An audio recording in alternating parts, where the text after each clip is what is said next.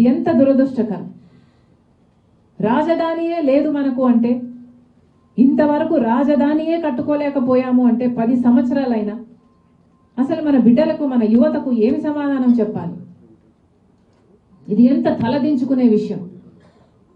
పాలకులకు ఏమాత్రం మనస్సాక్షి లేకుండా బీజేపీకి బానిసలుగా మారారు. ఈ పరిస్థితులు అన్నీ మారాలి. ఇవన్నీ మారాలి అంటే ప్రజలు కళ్ళు తెరవాలి.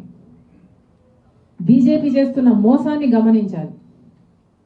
ఎన్నికలు వచ్చిన ప్రతిసారి ఒక హిజాబో, ఒక పుల్వామానో, లేకపోతే ఒక రామ్ మందిరో, ఇలాంటి ఎన్నికలు వచ్చిన ప్రతిసారి ఒక అంశాన్ని తీసుకొస్తారు. ఆ అంశం మీదనే ఎన్నికలకు వెళ్తారు. ఆ తర్వాత ఎన్నికలు అయిపోయాక ఇష్టారాజ్యం. బీజేపీ చేస్తున్న మోసం ప్రజలందరూ గమనించాలి, కళ్ళు విప్పాలి. ఈరోజు ఇంతమంది పెద్దలు ఈ ప్లాట్ఫామ్ నాకు ఇచ్చారు. మాటిస్తున్నాం, కాంగ్రెస్ పార్టీ తరఫున మనం అందరం కలిసి పోరాటం చేద్దాం.